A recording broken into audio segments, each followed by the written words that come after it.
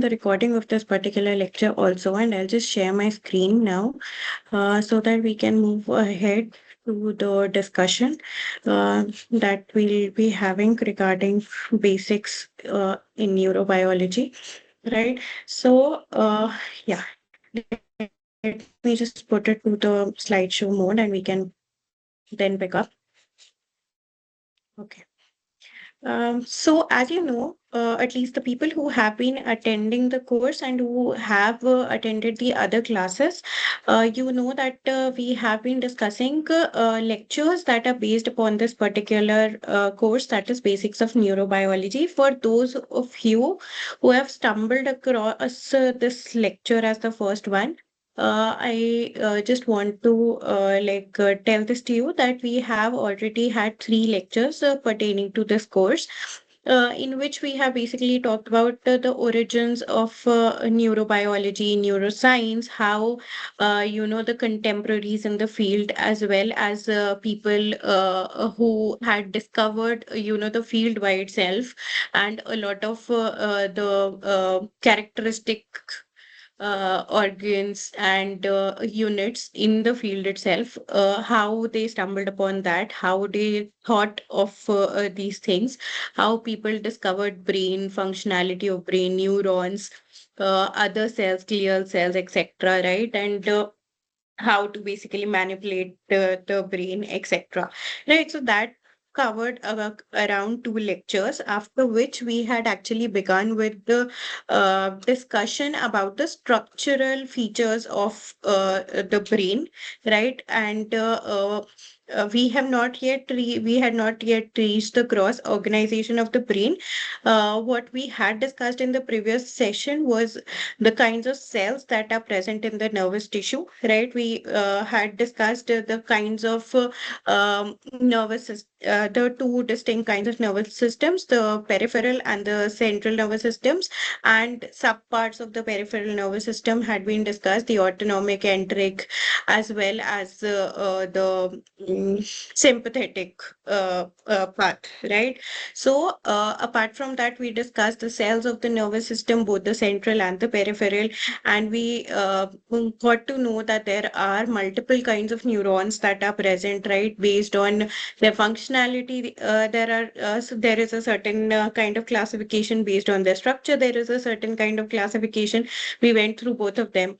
Then we also went through what the glial cells that are there, and how although they are much smaller in size than the neurons by themselves, they actually are much more abundant in the brain and the peripheral nervous system, right?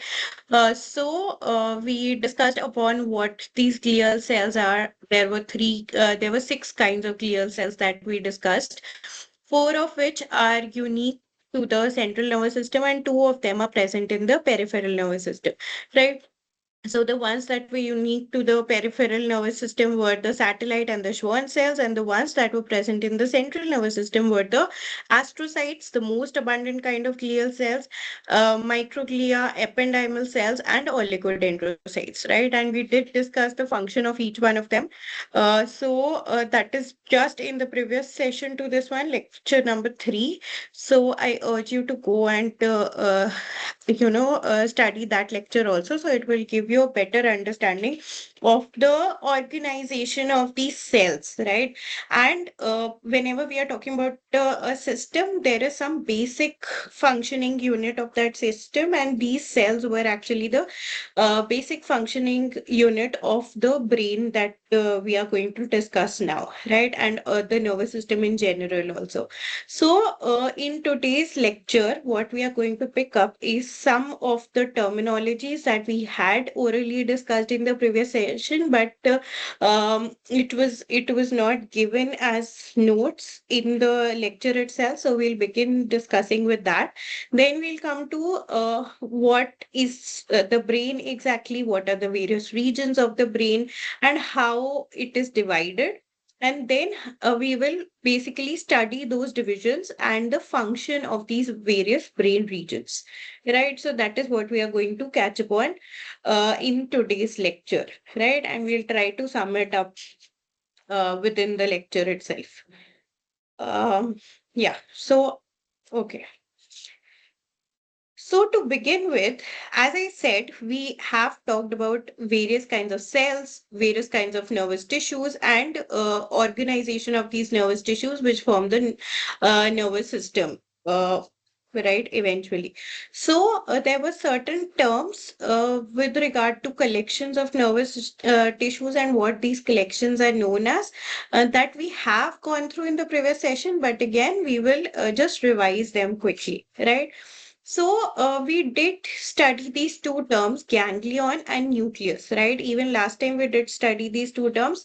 So, what is ganglion? Ganglion or ganglia actually refers to cluster of neuronal cell bodies located in the PNS, peripheral nervous system, right? So, that is what. So, in the neuron, we saw that there is a cell body and there are multiple processes or extensions, neuronal extensions that come out of that cell body, right? These extensions could either be dendrites or axons. And the cell body by itself contains the nucleus. It contains nestle bodies, which again is a characteristic feature over there. Uh, Right. So over here, what is being said is that a collection of these cell bodies, basically located in the PNS, is actually termed as ganglion. Right. So the single is ganglion, the plural is ganglia. They are closely associated with the cranial and the spinal nerves, right? So, because nerve is what we are going to study that also. Nerve is basically the collection of axons, right? So, where is the axon arising from? The ganglia, the cell bodies, right? So, these cluster of cell bodies are actually known as ganglia. By contrast, what is a nucleus? A nucleus is a cluster of neuronal cell bodies located in the central nervous system. So, if the cell body was located in the brain or the spinal cord itself, then it would have been a part of, then it would have been called a nucleus, right? But if it is located outside of the central nervous system, it is known as a ganglia, right? So, that is what is represented over here as well. Then the collection of nervous tissues.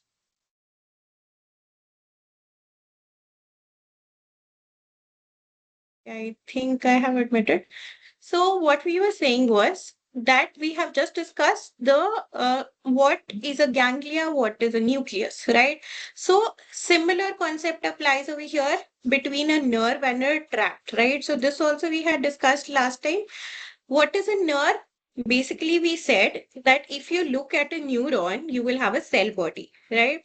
The cell body will have multiple neuronal extensions. These neuronal extensions could either be dendrites towards the proximal side or the axon towards the distal end, right? This is all that we have studied in the previous lecture, right? So, if we are saying a collection of cell bodies from which this is originating is known as either a nucleus or a ganglia, depending on whether it is in the CNS or the PNS.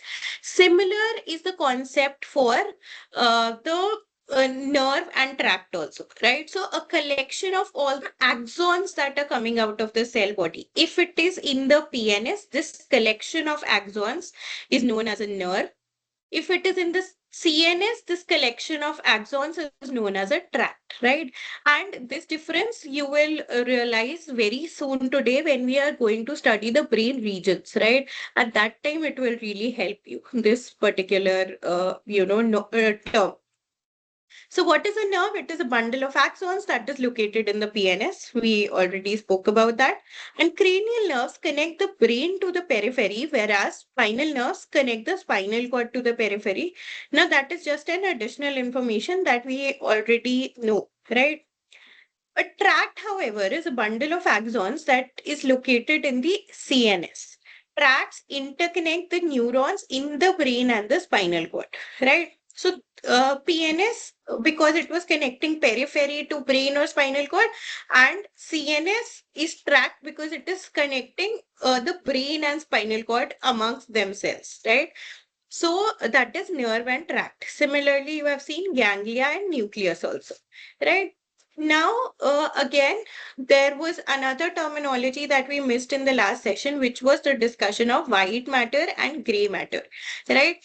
What is this basically? White matter is this whitish or light colored tissue in the brain and the spinal cord, and gray matter is the dark colored tissue in the brain and the spinal cord, right? So these are actually named as white matter and gray matter based upon their appearance basically in a post-mortem brain, right? So if a person dies, if the brain is dissected and you look at the brain, you see that there are certain pigmented or dark colored regions and certain lighter regions that are present. So lighter regions have been named as white matter, darker regions have been named as gray matter, right?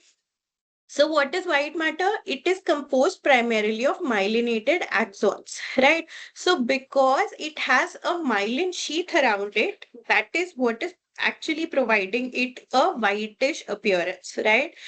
And the whitish color of myelin gives the white matter its name, right? Gray matter, however, contains neuronal cell bodies, right? So axons and myelinated axons are abundant. The tissue will look whitish, right? But wherein there are more of cell bodies and dendrites and unmyelinated axons or axon terminals and neuroclia, anything that does not really have a myelin sheath around it, right? It will basically appear gray. Right? Now, why does it appear gray? Because the Nissl bodies impart a gray color and there is little or no myelin in these areas, right? So, due to two reasons, they are grayish or they are darker. One, the myelin sheath was imparting it a lighter color. Myelin sheath is not there, lighter color is not there. The second is something that we had studied last time, right? So, what is Nissl bodies? We had studied last time, right? It is a collection of the rough endoplasmic reticulum that is present as clusters in the neuronal cell bodies, right? So this is something we had seen when we were studying about the neuron per se. So because of these clusters that are present, it appears grayish, right? Also, blood vessels are present both in the white matter as well as gray matter. So that is always there, right? And as I told you when we were discussing about the glial cells, the blood vessels that are present in the brain are highly regulated, right? The exchange of materials from these blood vessels is more regulated than in any other body part. So that is why there is kind of a barrier that is present, which is known as a blood-brain barrier. So if we are saying that across the body, this blood vessel and tissue interface is selectively permeable, then in that case, if we say we can say that these blood vessels in the brain are extremely selectively permeable, right? So apart from the blood vessel, the brain cells also have a say in what is going in or coming out of those blood vessels, right? So it is extremely selectively permeable. That is why it forms kind of like a barrier, which is known as the blood-brain barrier. Right? Yeah. So then if you look at this previous image, you can see that the distribution, okay, over here actually both of them are the brain sections themselves. So the distribution looks normal, right? Over here also gray matter is towards the outside and white matter is towards the inside. And because this is also another view of the brain itself, right? So this is a transverse view. This is a coronal view, right? We have also discussed like how different views vary. So in this coronal view also it is a brain section. So the gray matter is towards the outside and the white matter is towards the inside. However, when we also take spinal cord into account, right? So this is a transverse section of spinal cord and this is a coronal section of a brain, right? So for instance, you can see how it has been cut, right? So if this is the brain and spinal cord is going towards the bottom from here, so you cut the brain like this, right? So if you cut the brain like this, you will receive a a kind of section which is known as a coronal section. Over here, it is written as a frontal section of the brain, right? So you can see over here that the pigmented area or the gray matter is towards the inside in the spinal cord, but it is present towards the outside in the brain, right? So, what does this mean? In the spinal cord, these cell bodies, the unmyelinated nerves, glial cells, dendrites, etc., they are towards the inner, they are present towards the inner side. But in case of the brain, they are actually present towards the outer side, right? So, that is the knowledge we get out of this. So, in spinal cord, the white matter surrounds an inner core of gray matter, right? So, you can see this is the white matter and this inside is the gray matter. It is being surrounded by this white matter. It is a it is shaped either like a butterfly. You can, it depends upon your observation. You can either say that this looks like the letter H in English, or it looks like the wings of a butterfly, right? In the brain, the a thin shell of gray matter covers the surface area of the largest portion of the brain, the cerebellum and the cerebrum. So this part is the cerebellum and this is the cerebrum, right? So although it might appear thin in the brain, right? But the major amount of grooves in the brain, the gyri and sulci, right?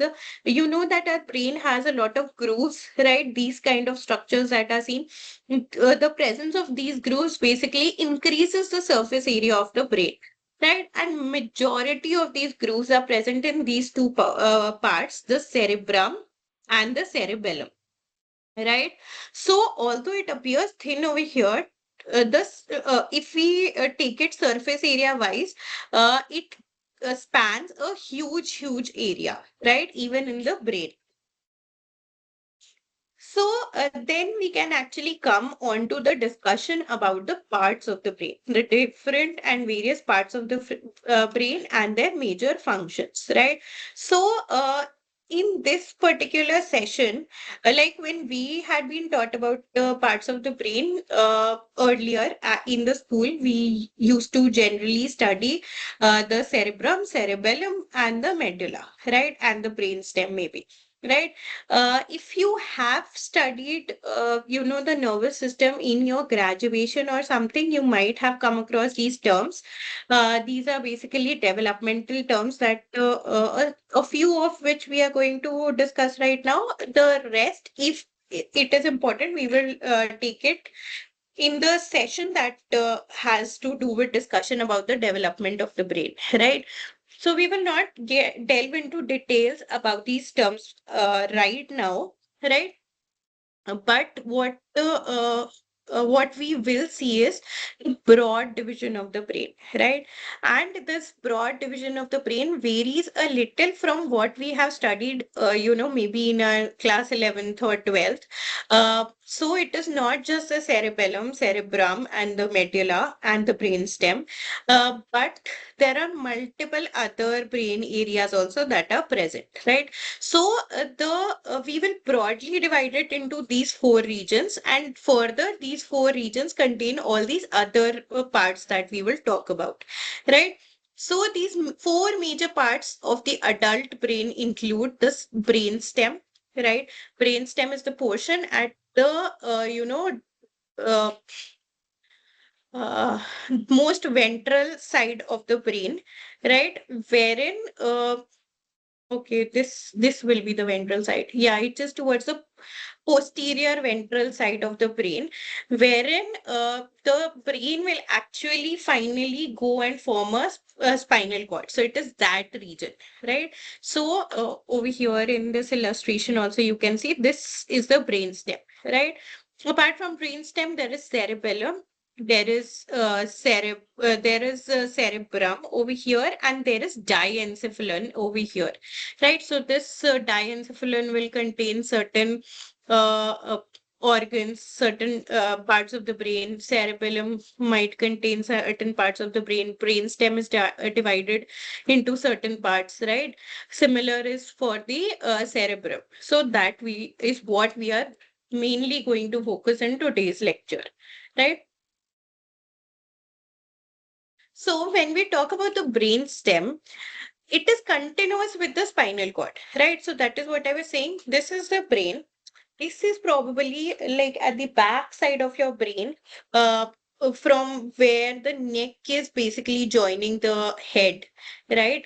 That will be the portion where the brain stem will be present, right? And that is finally going to form the spinal cord. So it is continuous with spinal cord and it consists of the medulla oblongata, pons, and midbrain, right? So this we are going to study in detail very soon. Then posterior to the brainstem is the cerebellum. So over here we were saying is the brainstem at the back of the brainstem, right? So what is anterior posterior? Now, okay, since again, although I have discussed it in the last session, but since we are going to use a lot of these terminologies today, I will first briefly take a few minutes to explain these terminologies: anterior, posterior, dorsoventral, and mm, proximal, that we won't need proximal distal. Okay, so in terms of brain, right, if this is the brain, right, this is where your nose is, in your head. This is where your nose is and this is where the back of your brain is, right? So this portion is will lie over here and this portion will lie at the back, right? I hope you can understand that. So this portion will be the anterior and this portion will be the posterior, right? So in the part of the brain that is facing the nose, right, that will be the anterior part. The part of the brain that is facing the back is the posterior part, right? So this is one kind of spatial location in the brain. The other kind is dorsoventral, right? So this also I had explained. A very simple way to look at it, dorsal and ventral, is so that you will never be confused ever again in your life probably, is that dorsal is always the side of the body that faces the sun, and ventral is the side of the body that is away from the sun, right? So now this is easy to identify in a an organism that is not bipedal, right? We are bipedal, that is we walk on two limbs. If we were not bipedal, right, if we used to crawl like other less evolved mammals, for instance mice. So if we were walking on all four limbs, right, then this part of our body, the part posterior of our brain, then or the top of our brain to the posterior of our brain, then our back, our uh, uh, pelvis, and the back of our legs, back of our hands will be the dorsal region, right? So because that would have faced the sun, right? Even in babies, that is the part that will face the sun. And the part that will face the ground, right? It will be the ventral region. So the front of my face, my torso, in the front, the front of my hands and legs, that is all ventral, right? So in that sense, this will be the dorsal region of the brain, right? This region, and this will be the ventral region of the brain, right? So I hope that came across fine to you, right? I hope you can understand what is anterior posterior. This is anterior, this is posterior. What is dorsoventral? This is dorsal, this is ventral, right? So because we are going to use a lot of these terms very soon.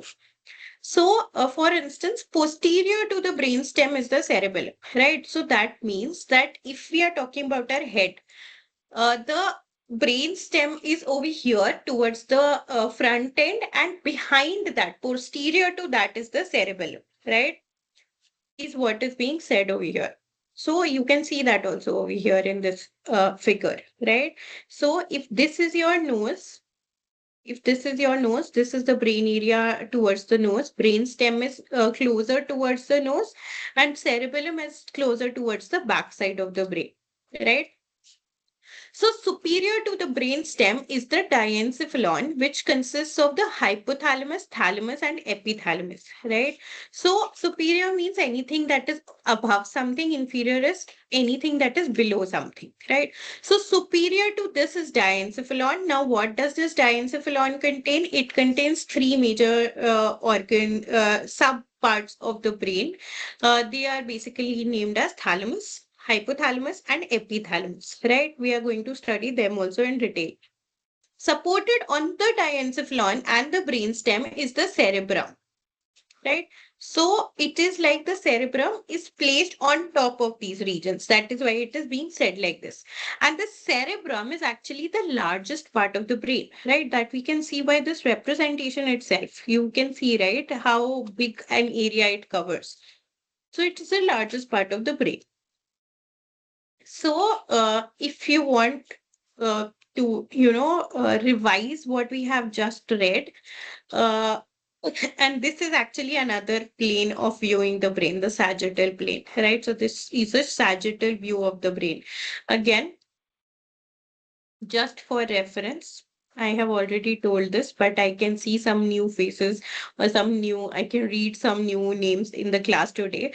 So there are certain ways how a brain can be depicted, right? So what are these certain ways? If, for instance, a post-mortem brain was taken, if for instance, a person died and their brain was taken, right? So if the brain is cut like this, right?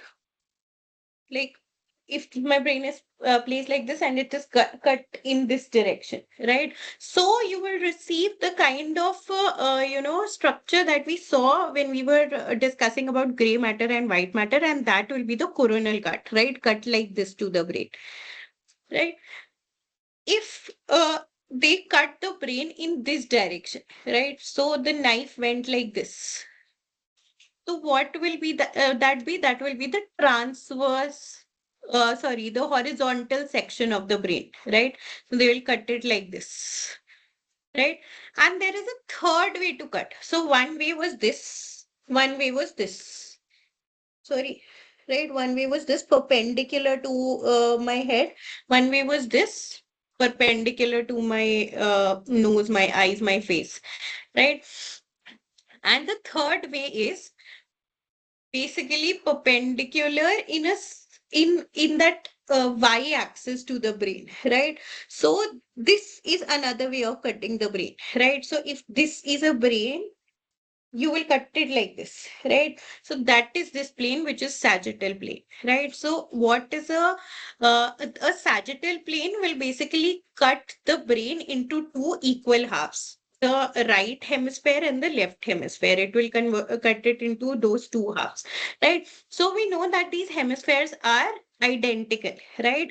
Not functionally identical, but structurally they are identical, right? So, both of them will contain the a cerebrum like this, cerebellum like this, hippocampus over here, this pituitary gland over here, cerebellum over here, part of the brain stem like this. So, both of these regions are going to contain that, right? So, once we look at the brain sagittally, what is the advantage is that we can see all the brain regions at once, right? If, for instance, there was a coronal cut, right? Maybe that cut did not include it was cut like this, and it only contains these particular regions. It doesn't contain cerebellum at all, right? Similar is the horizontal cut. Maybe it was cut from here and it doesn't contain cerebrum at all, right? So that is why sagittal cuts are more common. You will commonly see that in, the kind of um research studies that are done on brain in general, if it is not focusing on one region of the brain specifically, right? So if it is focusing on the entire brain, and you will generally see these kinds of sections of the brain, the sagittal sections, right? So we will quickly revise the parts of the brain that we have gone through. We have said that towards the anterior end is basically the brain stem, right? The brain stem is further divided into midbrain, that is present over here, pons, that is present over here, medulla oblongata, And this brain stem further goes and it is forming the spinal cord, right? Apart from there, this towards the posterior end of the brain stem is the cerebellum, right? This is the cerebellum. And this brainstem and cerebellum is basically holding a very huge structure, which is the largest structure of the brain, which is known as the cerebrum, right? Now, apart from this, on top of the brainstem or towards the superior portion of the brainstem and the cerebellum is present this structure, which is the diencephalon, right? This diencephalon consists the pituitary gland, the hypothalamus, the thalamus, uh, and also the pineal gland, right? So these are the parts of the diencephalon, which is this entire structure, right? And out of these three regions, pineal gland, hypothalamus, and pituitary gland are actually actively responsible for producing endocrine hormones, right? So that is what they are doing. Now let us come to the discussion of one brain region at a time, right? Beginning with the lowermost, that is the brainstem. So, we will discuss about what is brainstem and what is reticular formation, right? So, reticular formation is actually a structural characteristic that is present in the brainstem itself. We will soon discuss what that is. For now, the brainstem is actually part of the brain between the spinal cord and the diencephalon, right? That is something we have seen in the previous schematic also. It consists of three structures. We know by now what these three structures are. They are the medulla oblongata, the pons, and the midbrain, right? So, extending through the brain stem is the reticular formation also, right? Apart from these three structures, throughout the brain stem, that is throughout these three structures, is a structure known as reticular formation. Now, what is this structure? It is a net-like region of interspersed gray and white matter. Right now, why it is important or why it is present at all, we will discuss when we come to the discussion of this reticular formation. For now, let us start with oblongata, medulla oblongata, right? Or we can also just call it as medulla, right? So this medulla is continuous with the superior part of the spinal cord, right? Just above spinal cord is the medulla oblongata. This forms the inferior part of the brainstem. It is the last portion of the brainstem and it is present just above the region where the spinal cord starts, right? Now, what is the function of this medulla oblongata? It contains basically the sensory tracts, right? Over here it is written as tracts. So what is this? It is a combination of axons. It is similar to nerves in the peripheral nervous system, right? So over here, because it is a part of the CNS, we will call it as tracts. So it contains sensory tracts and motor tracts that extend between the spinal cord and other parts of the brain, right? So a collection of these axons, it contains both sensory and motor in nature, and they are basically connecting the spinal cord to other regions of the brain.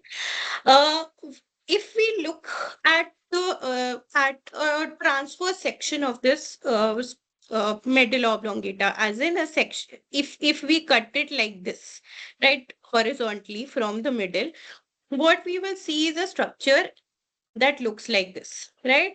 Now you can see there are multiple different characteristic features that are present in this particular medulla oblongata region, right? uh, Features like nucleus gracilis, facilis gracilis, fasciculus cuneatus, right? Now, all these names are irrelevant to us for now, right? I will show you what is of relevance for this discussion, right? So you can see that towards there are two regions again, the posterior region and the anterior region, right? So in the anterior region, you can see there are two these bulges that are present, right? What are these two bulges? These bulges are known as pyramids, right? Now, why are these pyramids important? Because you can see that from the center of this medulla, there are these two kinds of tracts that are coming, right? So this line depicts one set of tracts, and this other thick line depicts another set of tracts, right? That you can see over here also, right? So from here, one set of tracts are originating and going towards the opposite side. From here, another set of tracts are originating and going towards the opposite side, right? It is depicted in another way over here also, right? So something is originating and going towards the other region of like if it is originating in the left, it is going to the right. If it is originating on the right, it is going to the left, right? That is what I want to show over here, right? So this feature is basically known as decussation of pyramids, right? So what does this decussation of pyramids mean? It basically means that these tracts that originate in the left side will go towards the right end. The tracts which will originate from the right end will go towards the left end, right?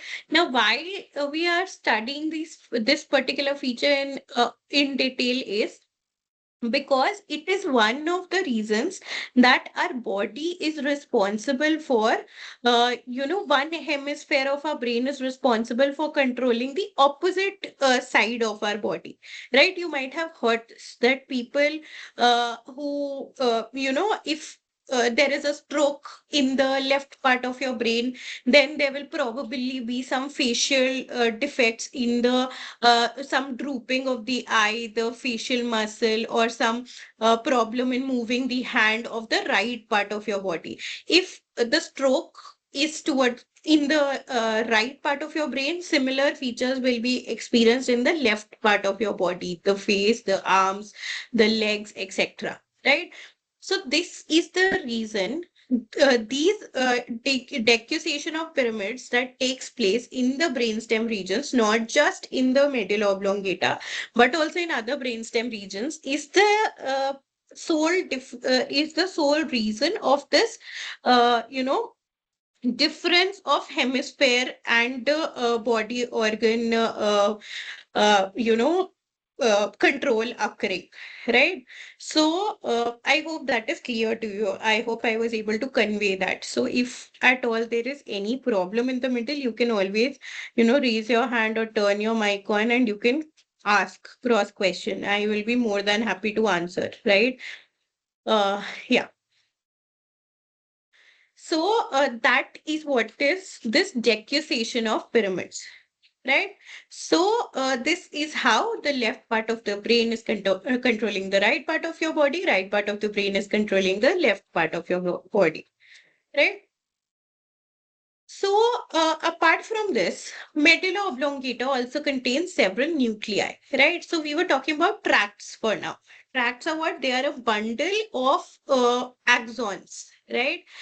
Apart from that, what is being said, they also contain several nuclei. So they also contain several cell bodies, right? It is not that the cell body is present somewhere in the cerebellum only or in the cerebrum only, and over here only the axons of those cell bodies are reaching. No. So even the medulla by itself has certain neurons because they have these nuclei or bunches of cell bodies that are bunches or clusters of cell bodies that are present, right?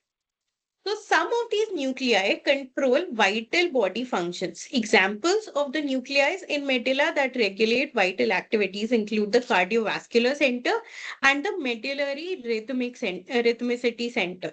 Right? So medulla, if you would remember, or if you ever have, even briefly studied about the brain, you might recall that medulla is responsible for certain involuntary functions of our body, such as regulation of smooth muscle cells. It is not solely done by medulla, there are other brain regions also involved. But back in class 11th or 12th, like my perception was that that was done by medulla. I think that was the way that it was taught to us at that time, right? So, these involuntary functions or regulation of the autonomic nervous system as we now know it, basically that is done in the through the medulla is the you know, regulation of the heart, which is the cardiovascular center is present in the medulla, and medullary rhythmicity center, which is the control of respiration, right? So respiration control is actually done by medulla in combination with pons. We will read about that very soon. But these respiratory and circulatory activities are basically also kind of coordinated by the medulla oblongata, right?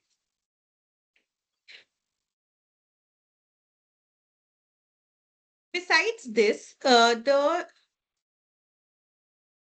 besides regulating heartbeat, blood vessel diameter and normal beating rhythm, uh, the nuclei in the medulla also control reflexes for vomiting, swallowing, sneezing, coughing, and hiccuping, right? So a lot of these are actually involuntary responses if you think about it, right? Vomiting, like whether to you can control it up to some extent, right? You can try restricting yourself from coughing, or you can try restricting yourself from vomiting at that particular location you want to go to a washroom and there you want to puke, right? But actually these reflexes are not voluntary, right? You feel like vomiting, that is why you vomit. You don't think that, okay, I need to vomit right now, so the vomit comes right away, right? That is not what happens. Swallowing, for instance, it is a involuntary response up to some extent, right? You also have control over it because you are chewing, you will eventually swallow it also. What what involuntary response over here is that once the food has entered the esophagus, for instance, you don't have control over it, right? After that, it will get swallowed, right? After that, you don't have any controls. So all these are actually reflexes that mostly are involuntary, right? So nuclei associated with sensations of touch, pressure, vibration, conscious proprioception are also located in the posterior part of the medulla. So not only these motor reflexes, but sensory, nuclei are also present. That is why you can, perceive touch, pressure, vibration, etc. In this like this brain region is also involved in those perceptions, right? And what is proprioception? It is basically the knowledge about where your body organs are, right? So even if I'm sitting, I know, like I don't have to constantly look at my hand to know that what my hand is doing, right? Even if I was looking at the screen and I was doing something on the side, I will know that where my hands are at. Or if I was walking and I was on call, I don't have to constantly look at my legs to realize that they are there. My body knows that where my legs are, right? So that kind of consciousness about your where your body is, where your limbs are, is known as basically proprioception, right? So, the medulla also contains nuclei that are components of sensory pathways for gustation, that is taste, audition, that is hearing, and equilibrium or balance, right? So, lots and lots of functions are being done by this particular organ, that is medulla oblongata, right? So it also contains nuclei that are associated with the following five pairs of cranial nerves. So overall, how many cranial nerves are there? 12, right? Out of that, five of them are the nuclei of them are associated with this medulla oblongata, which is represented in this pink color over here, right? What are these five nerves? They are nerve number 8, 9, 10, 11, and 12, which are vestibular cochlear, glossopharyngeal, vagus, accessory, and hypoglossal nerves. Right? So these are the five cranial nerves, the nuclei of which are also associated with this medulla oblongata, or they are present over here itself. Right? Then we come to pons. Now we said that medulla is basically the last part of the brainstem. Just above it is this pons, right? So it literally the word pons basically means bridge, right? It lies directly superior to the medulla and anterior to the cerebellum, right? So cerebellum would have been over here next to medulla, because pons is superior to medulla and anterior to anterior meaning it cerebellum might be over here, right? So this is anterior, that is posterior, right? So as the name applies, pons is a bridge that connects parts of the brain with another, right? That is the because the literal meaning of the name pons is a bridge, right? These connections are provided by bundles of axons, so we know that pons also has tracts present in them, right? Some axons of pons connect the right and left sides of the cerebellum, right? So again, it is responsible for now cerebellum also has distinction that there is a right side of cerebellum, left side of cerebellum, so it is being connected by tracts that are going through pons, right? Others are parts of ascending sensory tracts and descending motor tracts, right? So this is just how normally sensory and motor tracts are, right? Because sensory tracts are bringing information from the sense organs to the brain. They are always ascending, right? They are always going from the below to the top, right? And motor tracts are generally taking the information of how to respond to these sensations from the brain towards the periphery of the body or towards the rest of the body. It is always descending, going from top to bottom, right? So the pons have two major structural components, right? It is the ventral region and the dorsal region. So we have seen, we have already discussed what ventral and dorsal region is, right? One will be towards the, uh, uh, you know, towards probably here, this part of the pons, and the other will be this part of the pons, right? So let us see what these distinct regions do, right? They have some distinct functions also. So the ventral region of the pons, it forms a large synaptic relay station consisting of scattered gray centers called the pontine nuclei, right? So over here, uh, if this is the cerebellum, then this is the posterior side, this is the posterior side, this is the anterior side, right? Similarly, this part will be the dorsal and this part will be the ventral of the pons, right? So the ventral region forms a large synaptic relay station. So it is a place wherein uh, multiple neurons are communicating with among themselves, right? That is why it has a synaptic station, because there are multiple connections of neurons that are present over here, right? Not bundles of neurons only, connections are present over here, right? And these are basically termed as pontine nuclei. Now we will see what is this pontine nuclei, and that this is also responsible for respiratory control. So, entering and exiting these nuclei are numerous white matter tracts, each of which provides a connection between the cortex, which is the outer layer of the cerebral hemisphere, and that of the opposite hemisphere of the cerebellum, right?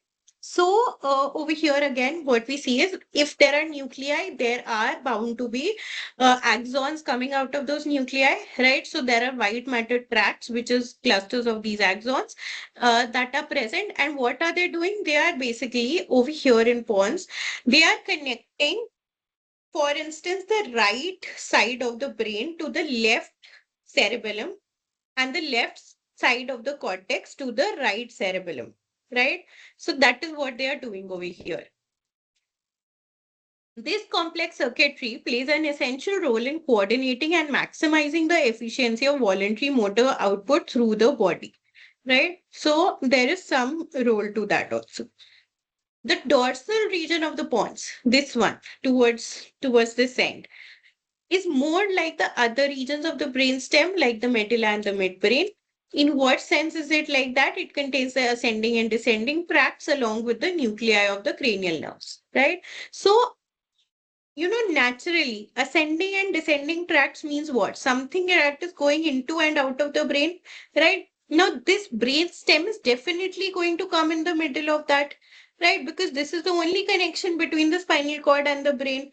So, whatever these neurons are coming into and out of the brain are somehow going through the brain stem, right? So, that is what they are saying, that this portion of the pons also is similar to other regions of the brainstem, and all of these other regions will also have the ascending sensory tracts and descending motor tracts, right? And it also contains nuclei of cranial nerves. Now, which cranial nerves over here? Again, four cranial nerves are have the nuclei over here also. They are 5, 6, 7, and 8. From 9 to 12 is over there.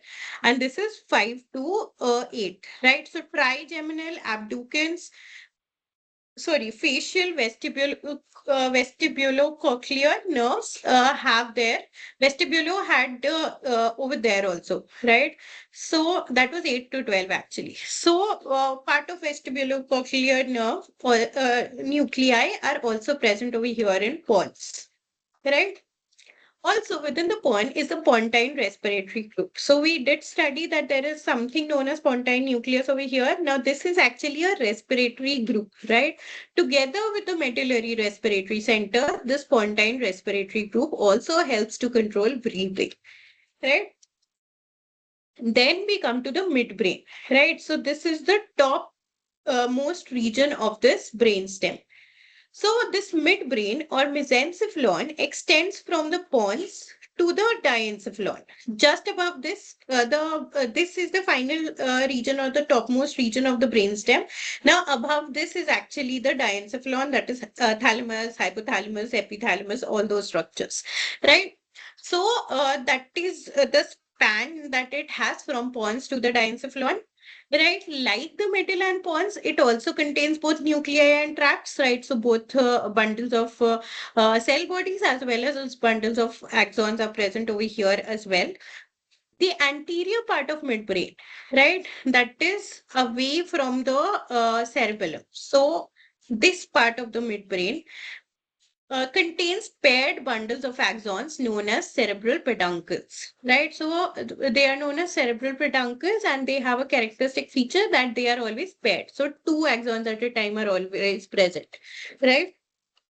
These cerebral peduncles consist of axons of the corticospinal, corticobulbar, and corticopontine tracts, which conduct nerve impulses from motor areas in cerebral cortex. So, cerebral cortex, we will soon study, has a motor region and a sensory region, right? So, it will conduct impulses from motor area in cerebral cortex and to spinal cord, medulla, pons, respectively, right? So, that is what it will do.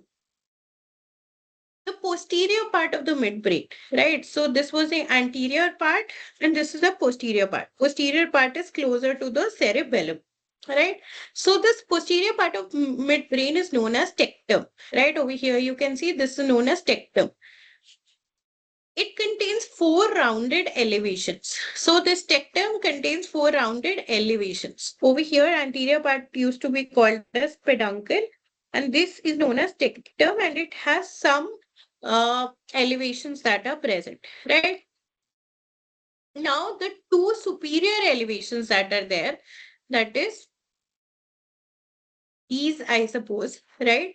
The nuclei known as superior collicular serve as reflex centers for certain visual activities. So the top the top elevations of the tectum, they have a nuclei which is responsible for visual activities, reflexes to visual activities. And similarly, the bottom one, sorry, these superior colliculi are also responsible for reflexes that govern the movement of the head, eyes, and trunk in response to visual stimuli, right? So, because they are responsible for these visual activity reflexes, right? Similarly, there are two inferior elevations present at the bottom of the superior ones. These are known as inferior colliculi, and they are a part of auditory pathway. They were a part of visual pathway, and this is a part of auditory pathway, relaying impulses from the receptors for the hearing in the inner ear to the brain.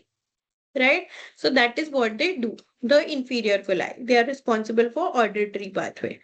These two nuclei are also reflex centers for the startle reflex, sudden movements of the head, eyes, and trunk that occur when you are surprised by a loud noise such as a gunshot. Right? So, these inferior colliculi and the superior colliculi are responsible for startle reflex and for the sudden movements. Right? Other than this, also, midbrain contains several other nuclei, including the left and right substantia nigra. Right now, this is a very important center in the brain, substantia nigra. Right? If you have, gone through any brain disorders, major neurodegenerative disorders, you will probably be aware of what substantia nigra is. If not, we will read about it very soon. Right? So this substantia nigra, you can see over here, is darkly, they are large and they are darkly pigmented, right? Now, why are we laying emphasis on the substantia nigra, right? Because the substantia nigra that are present in the midbrain, they have some specific region, basically, some specific kind of neurons that release dopamine, right? And dopamine is a very important hormone if you are aware of it, right? So let's read. The neurons that release dopamine extending from the substantia nigra to the basal nuclei. So basal nuclei is present in the cortex, right? So they help control subconscious muscle activities, right? So a lot of the muscle activity that we are not consciously doing, it is happening because it is how our brain has been trained, right? That is basically done by the substantia, the dopamine released by the neurons in the substantia nigra, right? Now, the subconscious muscle activity could be that if, for instance, I want to drink water, right? I don't have to consciously think, okay, I have to use these four fingers and my thumb to hold this particular glass. Then I have to pour water in that glass from another hand, in which also the bottle that I am holding, at least I need three fingers to hold that bottle. Right, I need my thumb to open this particular bottle cap, something like that. So these are things that I'm not thinking about. I'm just doing. I know that I have to do this. So it is voluntary in the sense that I will pick up the bottle. It is my conscious decision to pick up the water. It is my conscious decision to pour water into the glass, right? But I am not directing particularly which fingers will be involved in that, right? So it is subconscious to a certain extent, right?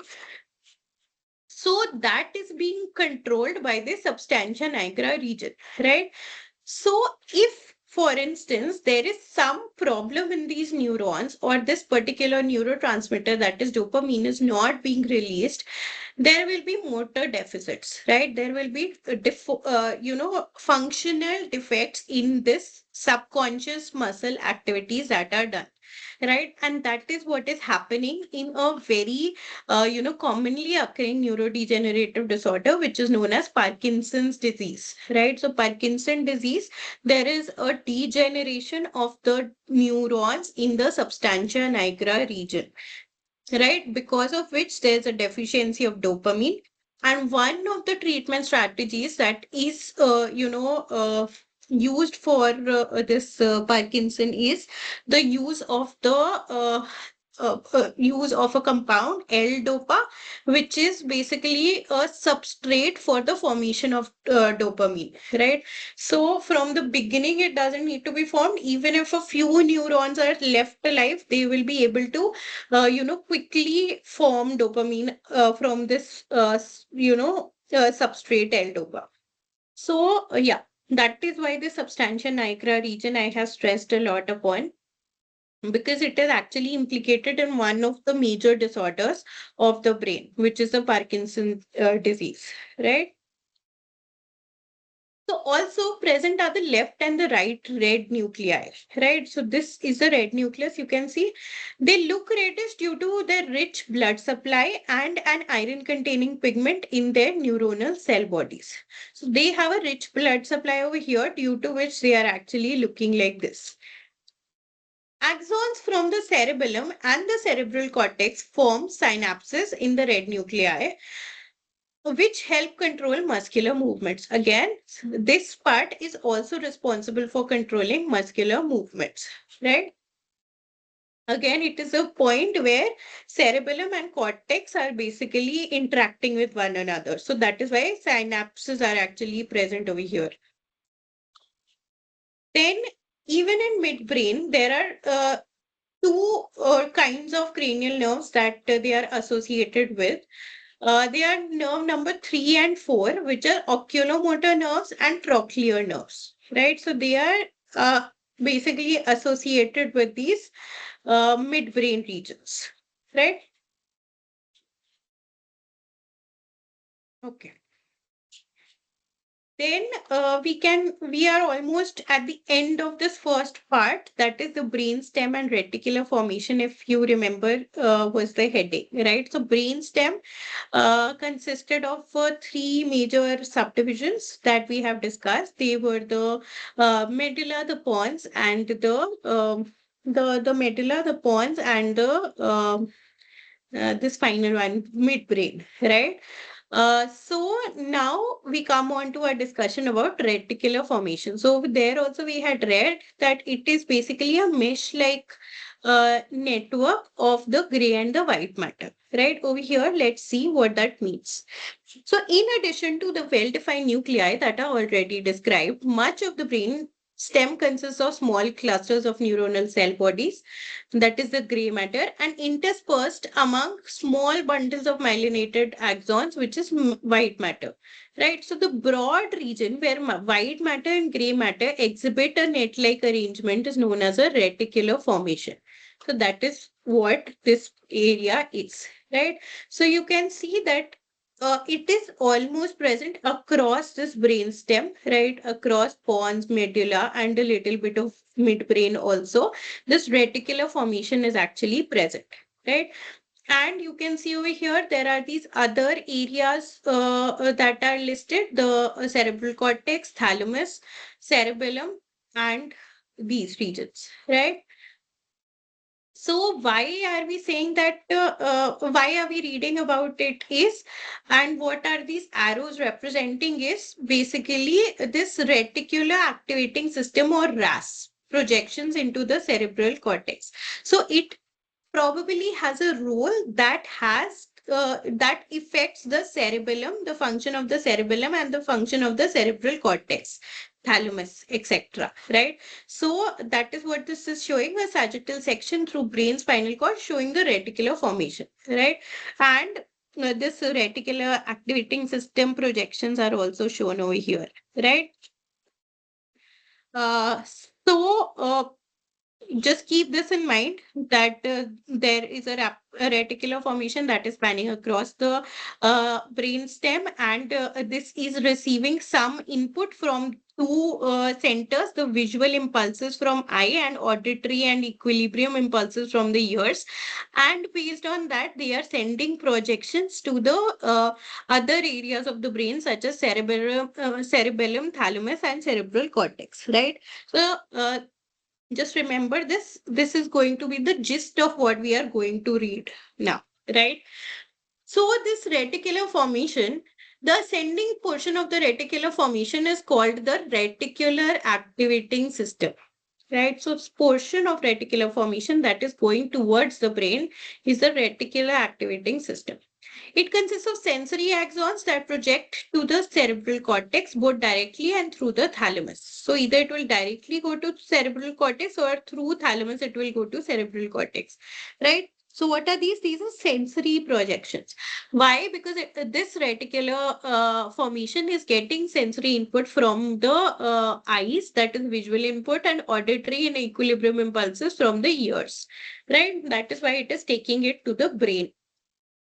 So the most important function of the RAS or reticular activating system is consciousness, a state of wakefulness in which an individual is fully alert, aware, and oriented, right? So only when you are awake will your eyes be open, right? So that is why it is very, very important for this state of consciousness or state of wakefulness, right? That is the major function of the RAS. That is what it tells the brain, that you are awake, you have to work, right? You have to be careful about what you are saying, what you are doing, etc. Visual and auditory stimuli and mental activities can stimulate the RAS to help maintain consciousness, right? Because you are constantly hearing something, you are constantly looking at something, you will know that you are aware. Another function of RAS is to help maintain attention on and alertness, right? So again, because you are either, for instance, your RAS will also be activated at this time because you are listening to this lecture or you are looking at my slides, right? So both these or one of these are engaging you, right? So that is why your RAS system is also activated because your brain is following, either what I'm saying or what I am showing. It also prevents sensory overload, right? So why is this RAS important is why it goes through the system, this visual stimuli or auditory stimuli, why it goes through a system to the brain? Why does it not directly go to the brain? Because what the system does, it prevents sensory overloads, right? It filters out insignificant information so that it does not reach consciousness, right? So what does that mean? For instance, if I had gone to a movie yesterday, right? Or let me think of a better example, right? Um, yeah. So, for instance, you have gone, uh, you know, to a conference, right? I hope you know how a conference is, right? There are multiple, like in the poster session, for instance, there are multiple posters that are side by side. You can go to whatever, posters topic interests you, and you can interact with the person who has worked upon that particular topic, and then you can get some insight regarding his or her work, or regarding some query you might have be having regarding that work, or some insight that might help you in your work, which is similar, maybe design wise or model wise, right? Something like that.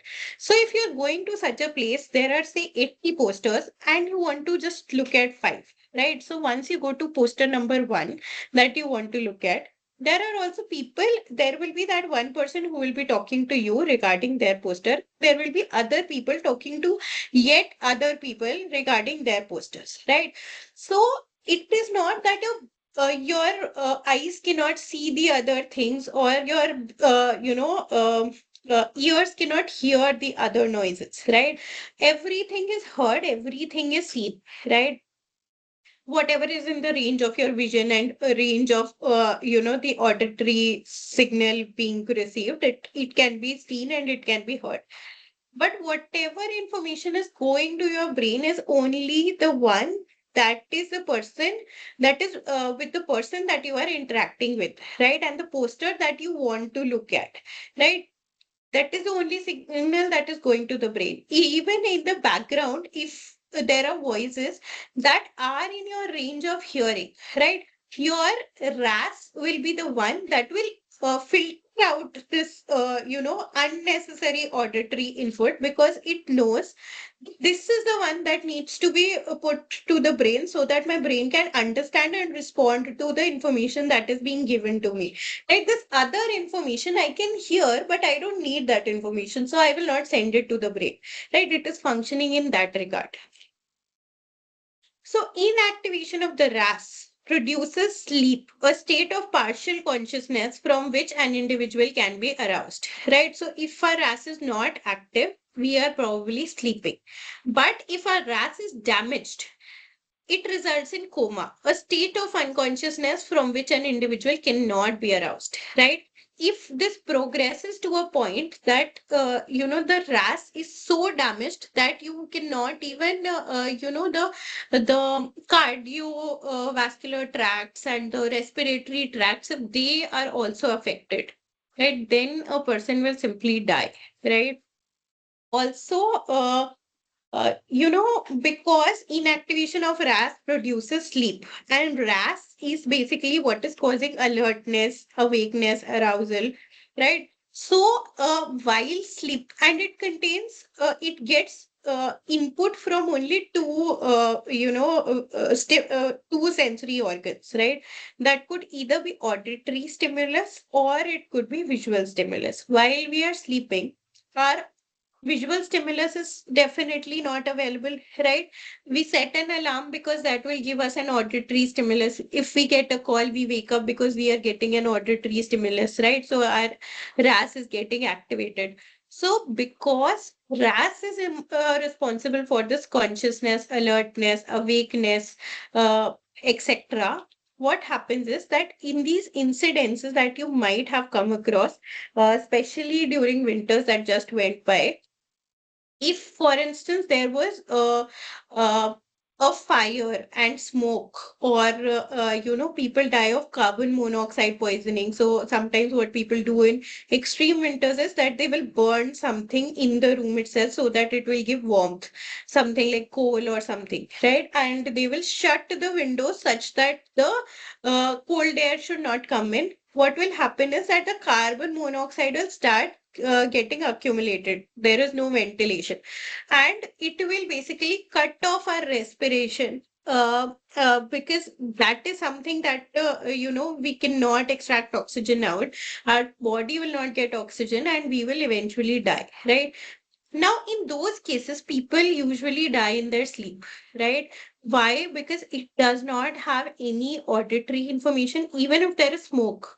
Smoke will not have any visual or auditory stimulus, right? So that is why if a person is asleep and they don't by chance happen to get,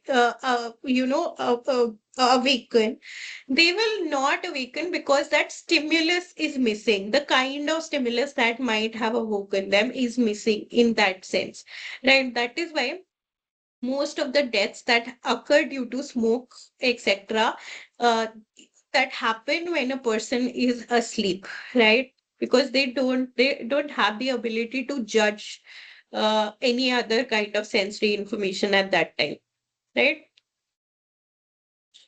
So the descending portion of the RAS, this was the ascending portion of the RAS, the reticular activating system, right? There is also a descending portion of the RAS. It has connections to the cerebellum and the spinal cord, and it helps regulate the muscle tone, a slight degree of involuntary contraction in normal resting skeletal muscles, right? So what does it mean by maintaining muscle tone? It will basically be responsible for, like, even in skeletal muscles there is some kind of involuntary input that is there, that is something that is maintaining your posture, for instance, right? So those kind of things it is responsible for maintaining. Yeah. This portion of RAS also assists in the regulation of heart rate, blood pressure, and respiratory rate. Again, another other features that it is responsible for. Then we come to the cerebellum, right? So we have finished our discussion basically of the brain stem, right? The brain stem and the reticular formation. Both these two parts we have already discussed about now. Now, there are three more regions that we need to discuss about. They are the cerebellum, the diencephalon, and the cerebrum. right? So let us begin with our discussion about the cerebellum, right? So what is cerebellum? It is second only to cerebrum in size. So it is the second largest part of our brain. It occupies the inferior and posterior aspects of cranial cavity, right? So by now I hope you understand.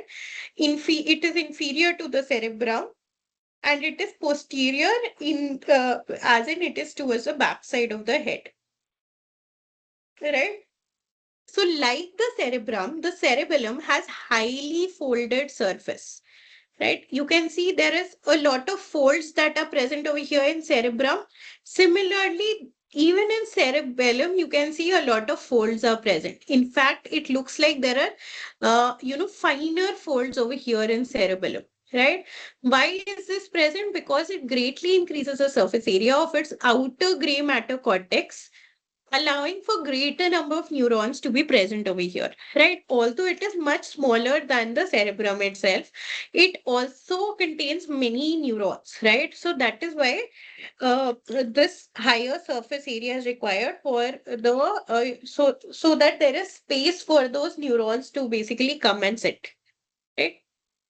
So it accounts for about 1/10 of the brain mass, yet contains nearly half of the neurons in the brain, right? So although if you look at the entire brain, it is only 1/10 the region of the brain. But despite that, this 1/10 portion itself contains half the neurons, right? This other 9/10 portion contains only one half of the neurons, and one half is contained in this 1/10 region, the cerebellum. Right now, that is an incredible thing.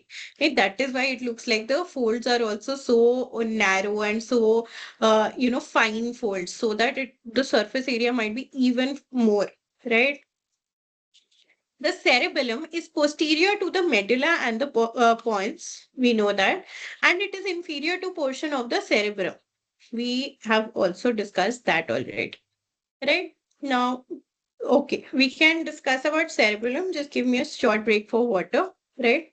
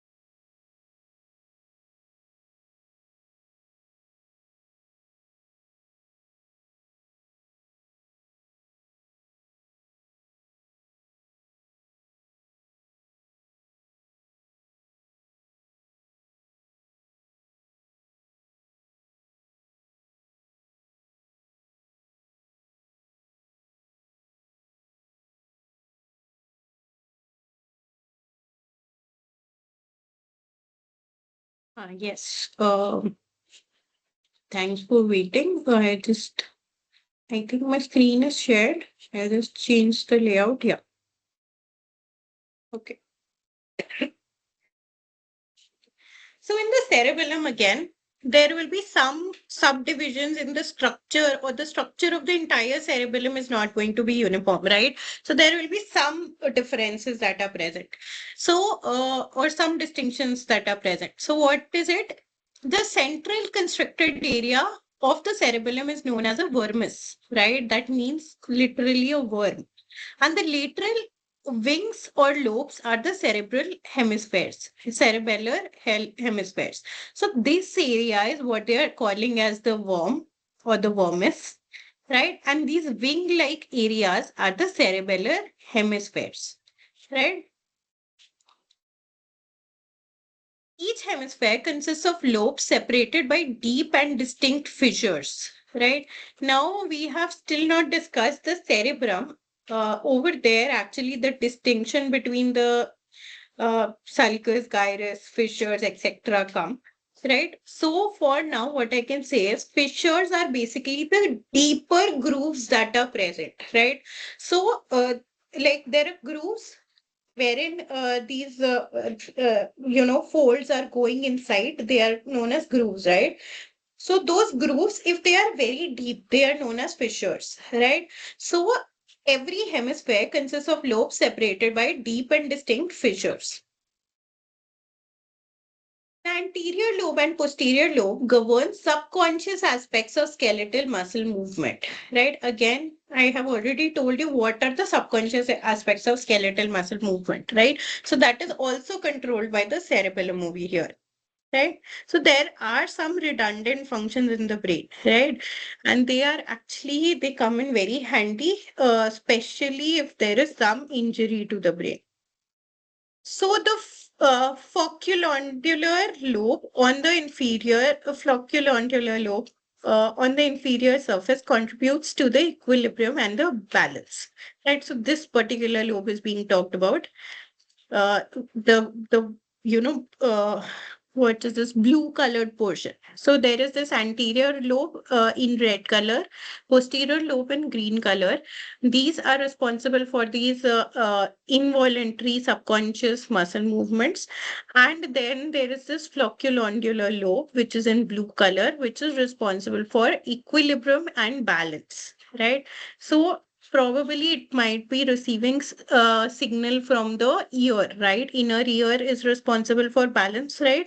So probably that is where this particular lobe is receiving its signal from. So the three paired cerebellar peduncles attach the cerebellum to the brain, right? So these are the regions that are basically attaching the cerebellum to the brain itself, right? The superior cerebellar peduncle, middle cerebellar peduncle, and inferior cerebellar peduncle, right? These bundles of white matter consist of axons that conduct impulses between the cerebellum and the other parts of the brain. So first, we can discuss about the superior cerebellar peduncle. It contains axons that extend from the cerebellum to the red nuclei of the midbrain. We have recently read what is the red nuclei. It is present just above the substantia nigra. It is red in color because it has abundance of blood vessel supply over there. Along with that, its cell body also contains some iron containing pigment, due to which it imparts a red color, right? So, let's, yeah, they extend from cerebellum to red nuclei of the midbrain and to several nuclei of the thalamus also, right? The middle cerebellar peduncles. These are the largest peduncles. You can see that this looks larger also, this red colored portion. Their axons carry impulses for voluntary movements from the pontine nuclei into the cerebellum, right? So we had also read that the pontine nuclei was also present in the pons, right? So this is carrying impulses from that region in the pons to the cerebellum, and it is also controlling voluntary movements. Then the inferior cerebellar peduncles consist of multiple kinds of axons, this inferior portion. These axons could either be axons of the spinocerebral tracts, which carry information onto cerebellum of proprioceptors in trunk and limbs. They could be from vestibular apparatus, that is this particular region of the inner ear, and from the vestibular nuclei of the medulla and pons that carry sensory information into cerebellum from proprioceptors in the head. They could be axons from inferior olivary nucleus of medulla that enter cerebellum and regulate activity of cerebellar neurons. These axons extend from cerebellum to the vestibular nuclei of the medulla and the pons, and they can extend from cerebellum to reticular formation. So there are multiple brain regions in amongst themselves that they will connect, and also some proprioceptors that are present in other regions of the brain is what they are going to react to, right? So the primary function of cerebellum, what is it? It is to evaluate how well the movements initiated by motor areas in cerebrum are actually being carried out. So the cerebrum by itself has a somatosensory cortex wherein the sensory stimuli is received and it is thought about, and a motor cortex wherein this response to that is thought about and it is finally being implemented through whatever neurons and axons are present over there, right? So the role of cerebellum is kind of like a surveillance on that response, right? That if there are some movement that is initiated by these motor areas, are they actually being carried out? So it is surveilling that, right? Aside from this coordination of skilled movements, it is the main brain region that regulates posture and balance, right? So that flocculonodular lobe, I have a tough time speaking that or saying that particular name.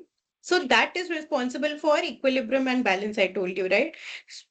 So because of that, it is regulating posture and balance. Also, the involuntary skeletal muscle movements that it is responsible for, again, that will help in maintaining posture, right?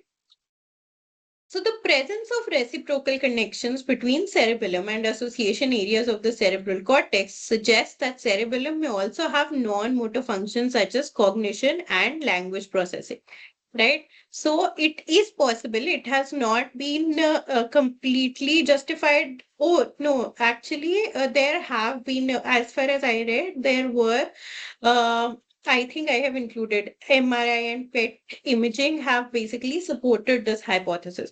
It is still a hypothesis, but it has been supported by data from MRI and PET scan also, right? Briefly, we have discussed these techniques in detail. We will discuss it in the next session, right? The principle of each technique, what is happening in each technique. Briefly, we have discussed in lecture number 2, I think. In detail, we'll take it up in the next lecture that we have to, deal with. Yeah. So studies also suggest that the cerebellum may play a role in processing sensory information. Again, the same thing that we were reading about, right? So that is it for the part of cerebellum also, right? Now, what is just above the cerebellum? It is the diencephalon, right? So if you again have a look at this very, very detailed structure of the brain that has been marked over here, this is the spinal cord. This is the brainstem region, right? This is the cerebellum, right? This is the cerebrum, and in between, where this brainstem is ending, on top of that, in between this brain is the diencephalon, right? This is what the diencephalon region looks like. So this part of it is the brainstem, and this part of it is diencephalon. Diencephalon contains thalamus, hypothalamus, and epithalamus, which contains the pineal gland and certain other glands, right? So the diencephalon forms a central core of the brain tissue just superior to the midbrain. Now that we know what is superior, what this line means, I think now you should be clear about it, right? So it is almost completely surrounded by. I think I need to attach the charger. Please give me a moment.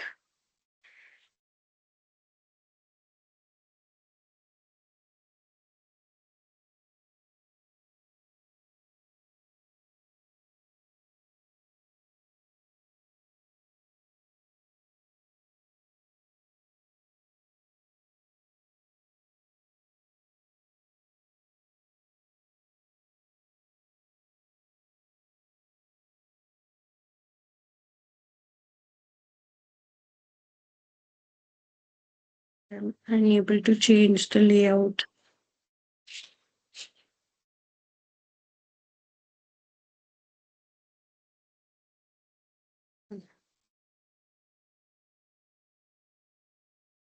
So this diencephalon is almost completely surrounded by cerebral hemispheres and contains numerous nuclei, which is involved in a wide variety of sensory as well as motor processing between the higher and the lower brain centers.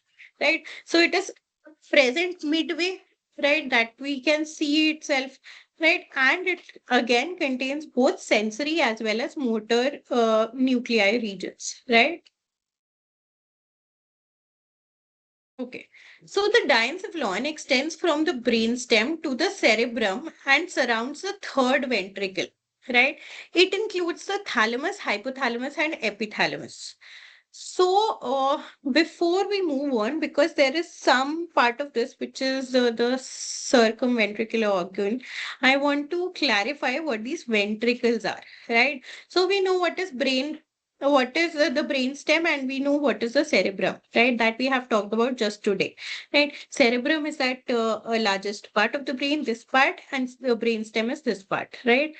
Now, what are ventricles? Ventricles are basically hollow regions in the brain that are filled with cerebrospinal fluid, right? So these are hollow structures wherein brain tissue is not there, but this hollow region has cerebrospinal fluid in it, right? So these regions are known as ventricles, right?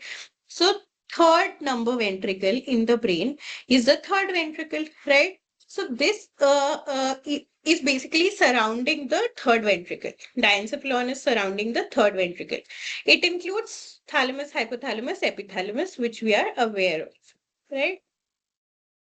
So projecting from the hypothalamus is the hypophysis or the pituitary gland also, right? So this is hypothalamus. Just from it only kind of this pituitary gland or the hypophysis projects, right?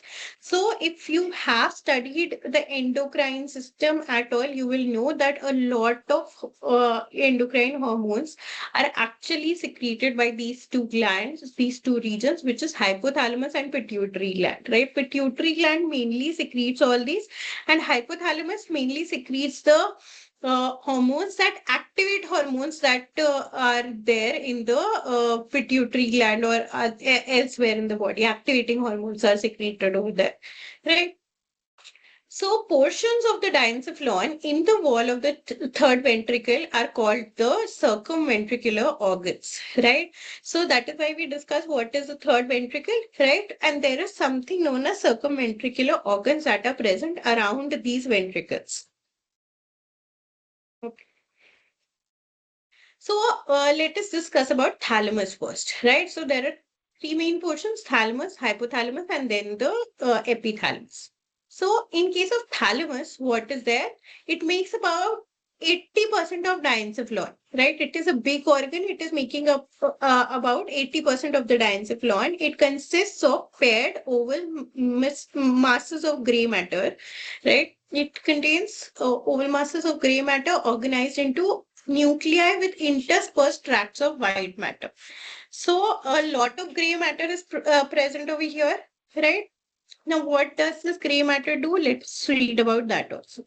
So the thalamus is the major relay station for most sensory impulses that reach the primary sensory areas of the cerebral cortex from the spinal cord and the brainstem, right? So it is where this information is being relayed, right? Or it is being carried forward from the brainstem or spinal cord to the cerebral cortex, or to which area of the cerebral cortex it will go to, that is being decided, right?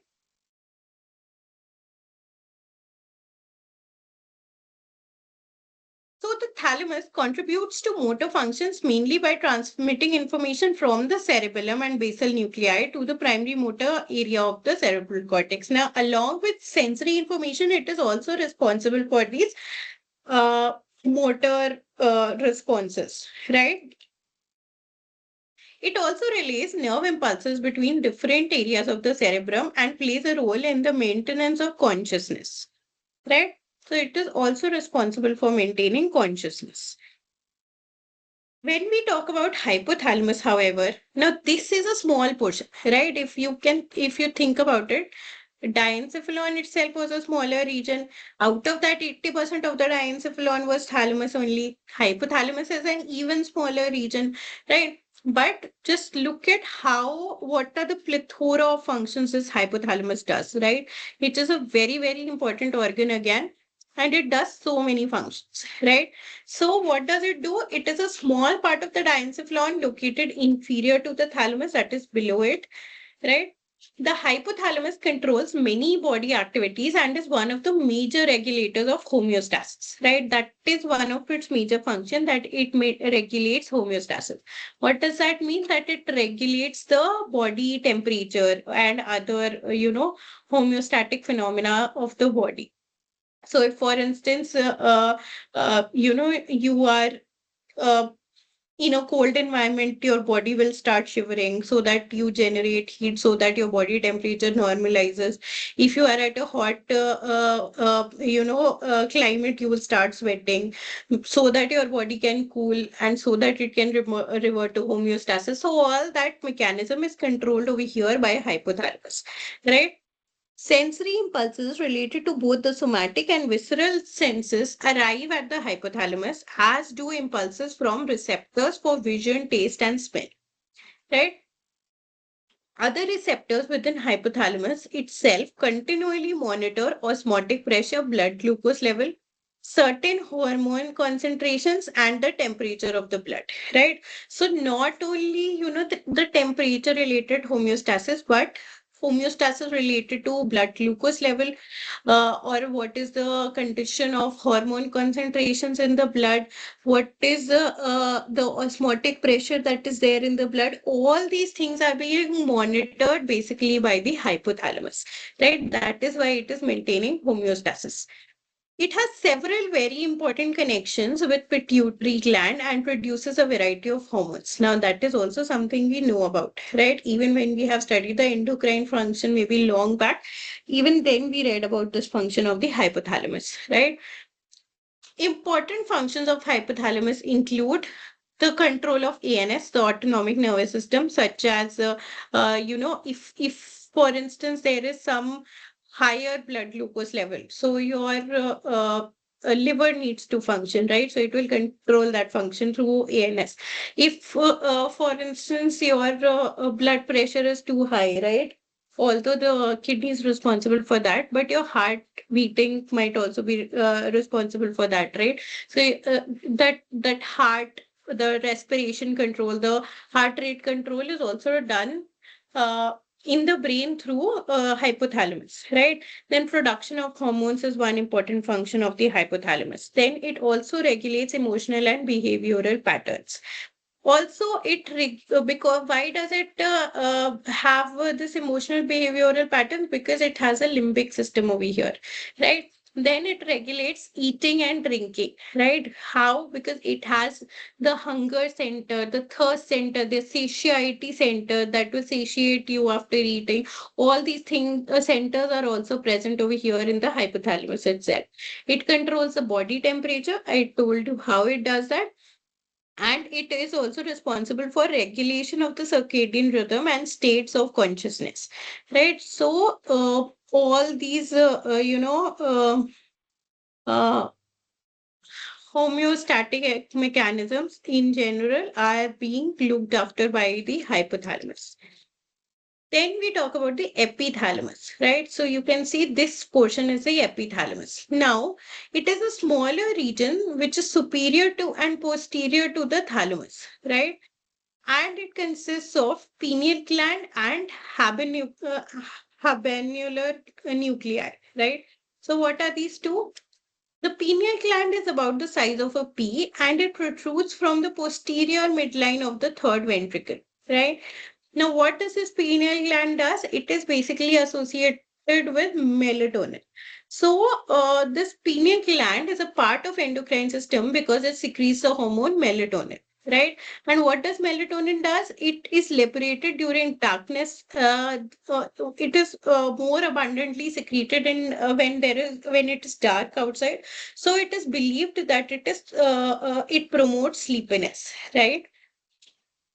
Then habenular nuclei are involved in olfaction, especially emotional responses to odors, such as think of somebody when you perceive an odor, or you think of some very familiar food, like ghar ka khana, some home cooked dish you remember, all that part of the odor response actually is located in this center, that is a habenular nuclei in the epithalamic region of the diencephalon, right?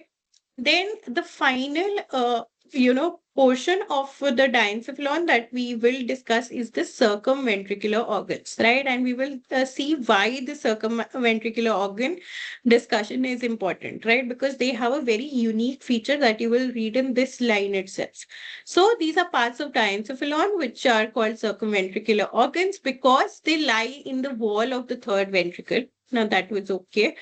Also, they can monitor chemical changes in the blood, such as, blood glucose level, blood pressure, osmotic changes, etc. So that is a function of the circumventricular organs.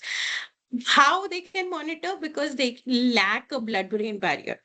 Right, so that is a very important feature of the circumventricular organs, that they lack the blood-brain barrier, right? They are a part of the hypothalamus, right? Because hypothalamus is responsible for that homeostatic mechanisms. It is being helped by the circumventricular organ, which can actually access the blood so that it can, perform these homeostatic machineries. And the pineal gland, the pituitary gland, and a few other nearby structures, right? Also, how are they functionally relevant? They These regions coordinate homeostatic activities of the endocrine and the nervous system, and they regulate the blood pressure, fluid balance, hunger, thirst, etc. Right. Also, it is of importance to note over here, or to point out over here, that these circumventricular organs, because these organs uh, are at the interface of the at such an interface of the blood or the body, that they do not have any barrier over there, right? They do not have the blood-brain barrier, basically. They are that kind of an interface for the brain. So these are also organs that make the brain susceptible to infections, right? So if at all there is any viral infection that reaches the brain, it is usually through these organs, circumventricular organs, right? So there's a pros and there are pros and cons for that particular characteristic existing in the circumventricular organs, right? Then we finally come to the discussion about the cerebrum, right? So the cerebrum actually is a huge part. You can see that it is further subdivided into multiple lobes. So frontal, temporal, parietal, occipital, etc. are mentioned over here. Then there are also motor cortex, somatosensory cortex. All these areas, etc., are also present in the brain, right? They are actually these motor cortex, somatosensory cortex, in between the frontal and parietal lobe, they are present, right? So all these are also there. So what we will do in today's lecture is we will study up till the anatomical features of the cerebrum and what these different regions are doing, right? The functional aspect of the cerebrum we will study in the next discussion session, which will be followed by the techniques, the discussion about the principle of the various techniques that have been developed for the study of the brain, right? And not just the brain, even the basic neurobiology or basic neuroscience, right? The staining techniques that we do in the lab, like what kind of markers are used for look for what kind of characteristics of the brain, what is the kind of pathology that we can see through different manipulative techniques in the lab. Also that also we'll discuss along with these general techniques, that MRI, PET, etc., right? So the cerebrum is actually the seat of intelligence, right? Why is it said like that? Because this is actually the area that is most linked with cognitive processes, the higher processes of the brain, right? Thinking, reading, etc. So it provides us with ability to read, write, speak, and to make calculations and compose music, to remember the past, plan for the future, and imagine things that have never existed before, right? So all these are basically features of the cerebrum, or features that have been linked to the cerebrum till now. right? So, sorry. So the cerebrum consists of an outer cerebral cortex, an internal region of the cerebral white matter, and the gray matter nuclei deep within the white matter, right?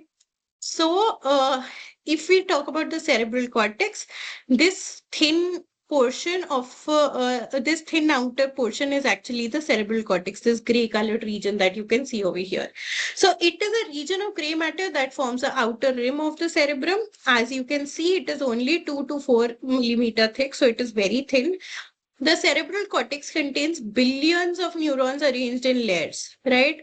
So even this thin piece contains billions and billions of neurons which are arranged in a particular layer. During the embryonic development, when brain size increases rapidly, the gray matter of the cortex enlarges much faster than the deep white matter, right? So below this, you can see the white matter, and this part is the gray matter. So when development is happening, this gray matter is, expanding more quickly than the white matter, right? So because of that, these grooves develop, right? These grooves are more abundant on the surface of the brain than inside. So as a result, the cortical region rolls and folds on itself to increase surface area, of course. The folds are called gyri or convolutions, right? So these are folds. These folds are called gyri or convolutions. And the deepest grooves between the folds are known as fissures. So these deep grooves are known as fissures, and the less deeper grooves, the shallower grooves between the folds are termed as sulci, like this. Right, this is sulci. This might not be as deep, so it is also written as sulci instead of fissure, which is this one. Right, so the distinction between frontal and parietal lobe is actually through a shallower groove, which is the central sulcus, but distinction between frontal lobe, temporal lobe, and parietal lobe is through a lateral fissure, which is a deeper groove, right? The most prominent fissure, the longitudinal fissure, right? Is it marked over here? It is not. Right? Separates the cerebrum into right and left halves called the cerebral hemispheres, right? So it is present in the middle of the two hemispheres of our brain, and it is separating the two halves of the brain, right? Now, because it is separated by this fissure, there is still some connectivity between the two halves of the brain. How does that connectivity arise? Because of the presence of corpus callosum. Now, what is corpus callosum? It is a broad band of white matter containing axons that extend between the two hemispheres, right? So that is what is cerebral cortex. Now, there are multiple lobes of the cerebrum also that exist. We will not go into the functional details of the lobes today, at least, but we'll take them up later. So each cerebral hemisphere can be further subdivided into several lobes. They are named after the bones that are covering them in the skull, right? So they are the parietal lobe, the frontal lobe, the temporal lobe, the occipital lobe, right? So these are the various lobes. The central sulcus separates the frontal lobe from the parietal lobe. You can see parietal lobe and frontal lobe are separated by the central sulcus. Major gyrus, the precentral gyrus located immediately anterior to central sulcus, contains primary motor area of the cerebral cortex. So this part is the motor area of cerebral cortex, and just inferior to it is the somatosensory. Another major gyrus, the postcentral gyrus, which is located immediately posterior to central sulcus, that is over here, contains the primary somatosensory area of the cerebral region. So again, in this, that is not mentioned that nicely. Over here, you can see this is the central sulcus. Anterior to it is precentral gyrus, which constitutes this motor cortex area, and posterior to it is the postcentral gyrus, which constitutes the somatosensory area, right? Yeah. The lateral cerebral sulcus or fissure separates the frontal lobe from this lateral fissure separates frontal lobe from the temporal lobe, right?